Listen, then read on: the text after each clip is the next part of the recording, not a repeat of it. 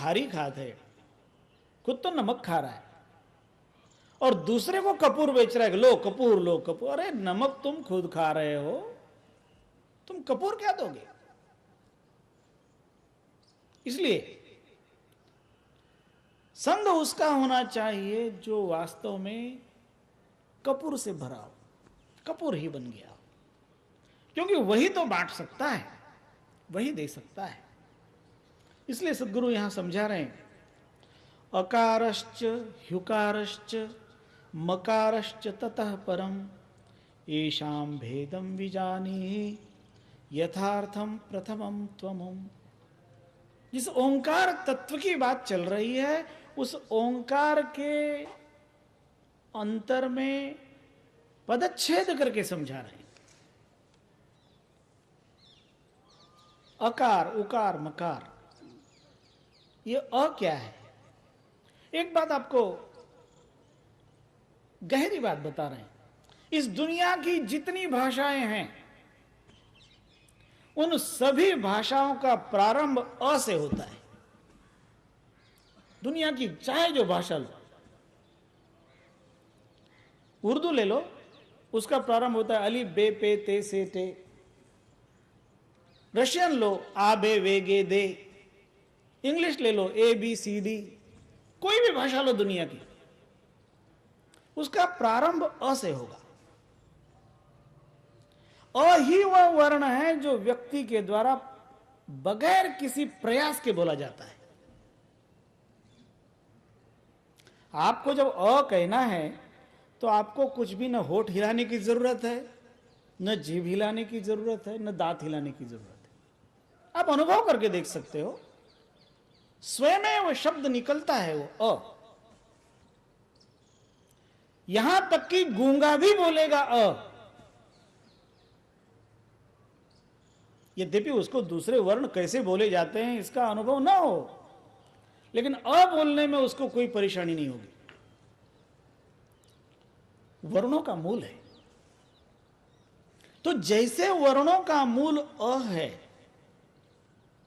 जो स्वर है, संस्कृत में पाणिनि ने 14 सूत्रों की रचना की। उनमें व्याकरण के जो 14 सूत्र हैं, उनमें सबसे पहला सूत्र लिखा अयुण, वो भी अ से ही शुरू किया है।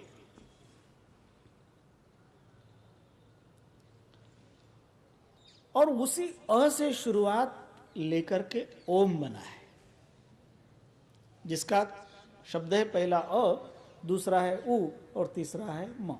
म है वो आधा है। म की विशेषता यह है कि म दोनों होठ को जोड़ता है। आप दोनों होठ को मिलाओ मत और म बोलने की कोशिश करो, ट्राई करो, आप बोल नहीं सकते। म बोलना है तो दोनों होठों को मिलाना ही पड़ेगा। जो किसी भी प्रकार के प्रयास के बगैर शुरू होता है और अंत में मिला देता है दो को, वो ओम है। ये जीव और शिव को मिलाने की जो प्रक्रिया है, इस आत्मा और परमात्मा का जो योग है, इसलिए भारतीय संस्कृति में ओम इस मंत्र का प्राचीन काल से प्रयोग होता आ रहा है। बड़े बड़े ऋषियों ने, मुनियों ने इसका बड़ा संशोधन किया है और उस संशोधन के बाद इस मंत्र को प्रकट किया, इस शब्द को प्रकट किया है। यह शब्द एक संकेत है, यह वर्ण यह एक संकेत है। और यह संकेत करना चाह रहा है कि यदि यह जीव उस शिव से मिलना चाह रहा है, तो उसे साधना के दौरान इन शब्दों का प्रयोग करना पड़ता है। क्योंकि कुछ साधनाएं, जैसे बच्चे को सीखने के लिए शुरुआत में हाथ में स्लेट पेंसिल लेनी पड़ती है, वैसे ही कुछ वर्णों का आश्रय भी लेना पड़ता है। उनमें से यहां पर सद्गुरु ओम की विशेषता कहते जा रहे हैं।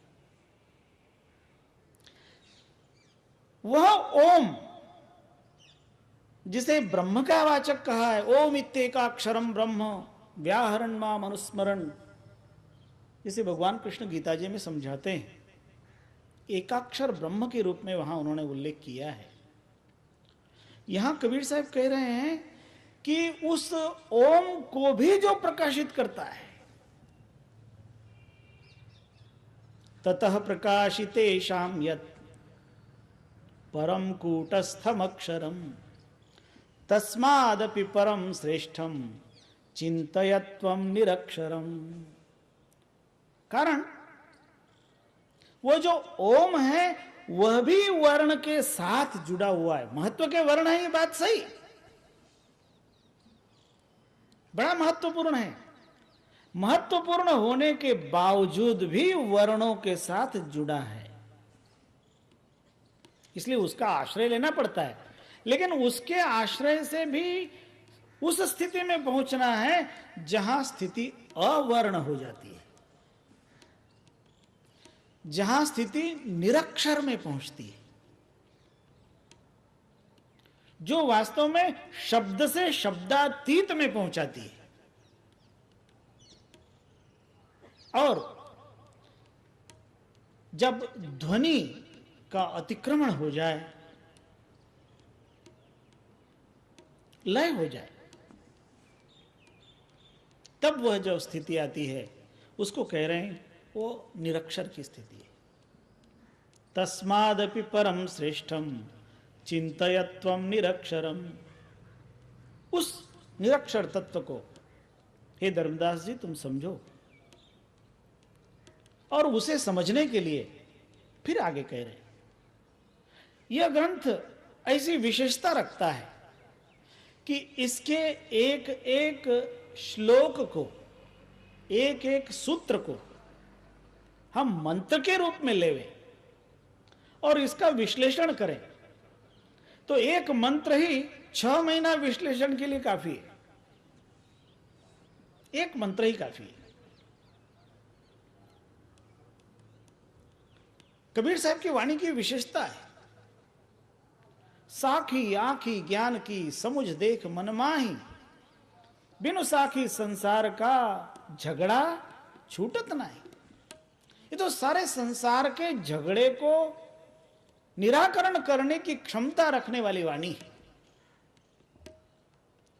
इसलिए उसका तो गहरे से गहरा विवेचन किया जा सकता है। अपने को विवेचन करना है 7 दिन में। कोशिश तो जरूर खोलने की है, जितनी जिसके समझ में बात आ जाए। और इसे समझने के लिए एकाग्रता बड़ी जरूरी है।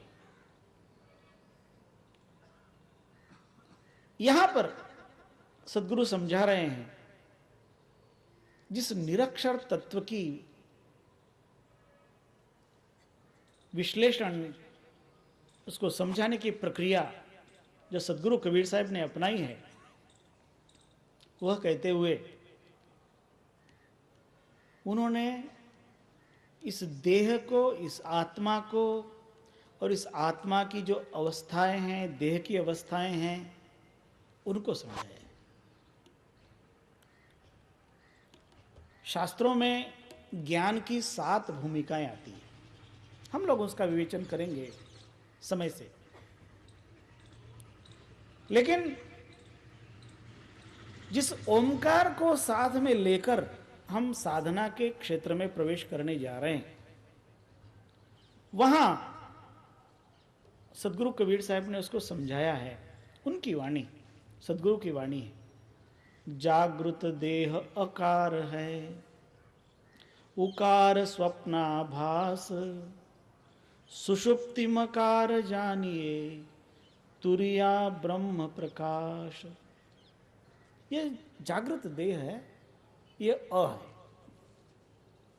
क्योंकि इसी के सत्ता में सब हो रहा है। और जो ऊ है वो आभास है, वो स्वप्न का आभास है। अ उ, और जो म है, क्योंकि तीन अवस्थाएं हैं इस देह की, एक है जागृत, एक स्वप्न और एक है सुषुप्ति। और इन तीनों के साथ यह देह कायम डोलता रहता है, कभी जागता है, कभी सपना देखता है, कभी सोता है। इस देह के साथ जुड़ी हुई ये अवस्थाएं हैं, और ये अवस्थाओं को उस ओम के साथ जोड़ा है। उसमें जागृत अवस्था ये अ है, स्वप्नावस्था उ है, और निद्रावस्था ये म है। इन तीनों अवस्थाओं से ये देह बंधा है। लेकिन इन तीनों अवस्था के बाद एक चौथी अवस्था आती है, जिसको तुरीयावस्था कहते हैं। और वो तुरीयावस्था जो है वो आत्मा का प्रकाश है, आत्म प्रकाश, ब्रह्म प्रकाश। क्योंकि जो देह है, ये देह भी उसी आत्मा के प्रकाश से प्रकाशित है। आत्मा है इसलिए इस देह की कीमत है। आत्मा जैसे ही इस देह में से निकल जाती है, तब हम कहते हैं ये मिट्टी है। लेकिन इन चारों से, अर्थात इन चारों अवस्थाओं से जो भिन्न है, उसका नाम निरक्षर तत्व है। अर्थात ये सूक्ष्म से सूक्ष्मतर सूक्ष्मतम में जा रहा है। देह स्थूल रूप है। इस स्थूल रूप में स्वप्नावस्था की अनुभूति ये चेतना करती है। लेकिन स्वप्न तो व्यक्ति अपने ही अनुभव करता है, कोई दूसरा आदमी ये नहीं देखता है कि वो क्या सपना देख रहा है। जब व्यक्ति सो जाता है, तब सोने का जो आनंद है ये उस व्यक्ति को ही मिलता है। निद्रा का आनंद, निद्रा का अनुभव, निद्रा में भी सुख है। लेकिन जब निद्रा से परे जो तुरीयावस्था है, निद्रा और तुरीयावस्था में अंतर क्या है? निद्रा में व्यक्ति को अपने आप का भी ख्याल नहीं होता कि मैं कहां हूं। यदि व्यक्ति को ख्याल हो कि मैं यहां हूं, मैं इस खाट पे सोया हूं, तो समझो कि अभी वो सोया नहीं। जब आपके सवाल का जवाब दे कोई कि तुम कहां हो, तो यदि बताएगा कि मैं जामनगर में हूं, तो समझ लो कि अभी वो सोया नहीं है। क्योंकि वो सोएगा तब जवाब नहीं दे पाएगा। अपने हॉस्पिटल में ऑपरेशन करते हैं, जब ऑपरेशन थिएटर में दर्दी को, रोगी को ले जाते हैं, तो वहां ले जाने के बाद उसको एनेस्थेसिया दिया जाता है और उसको गिनती गिनाते हैं, 1 2 3 4, गिनती गिनाते गिनाते 10 15 20, कोई बहुत ज्यादा गिन सकता हो तो वो 30 35 तक जाता है, और 30 35 के बाद अपने आप ही उसकी गिनती बंद हो जाती है।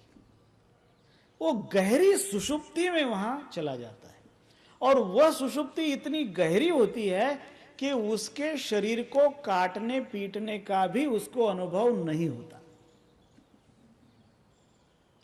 लेकिन वो जागृत है, उसकी चेतना है, चेतना नहीं गई।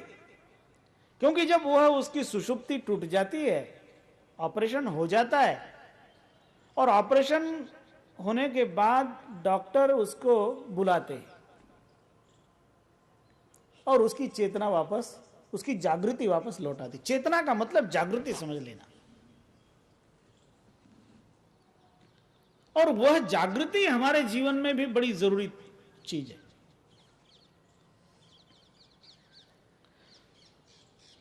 निद्रा में व्यक्ति को जागृति का,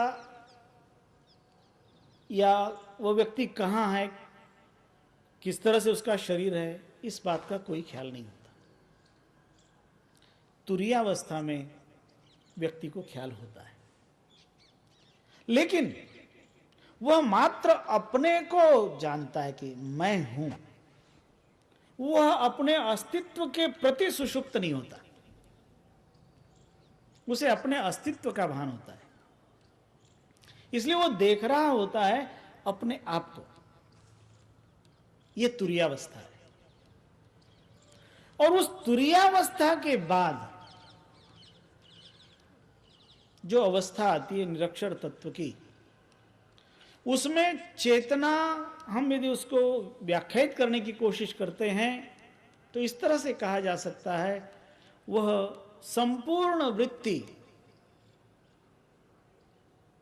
विश्व ब्रह्म के रूप में बदल जाती है, अर्थात ब्रह्माकार वृत्ति बन जाती है। वहां पर जीव जीव के रूप में नहीं रहता, वहां वास्तव में उस जीव में शिव समाहित हो जाता है। जब कबीर साहब कहते हैं, बूंद समानी समुंद में जानत है सब कोय, समुंद समाना बूंद में बूझे विरला कोय। जब तक बूंद का अपना अलग अस्तित्व है तब तक समुद्र से भिन्न है। बूंद समुद्र में मिल गई और समुद्र में जाकर बूंद ऐसे नहीं मिली, बूंद ने अपने आप में समुद्र को समाहित कर लिया।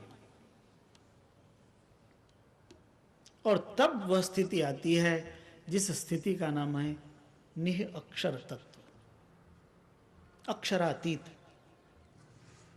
उसे आगे सद्गुरु समझाते हुए कहते हैं, परम तत्वम परम धाम चाव्ययम तत्परात्परम ज्ञान गम्यम अधिष्ठानम सत्यलोक निवासी तत्।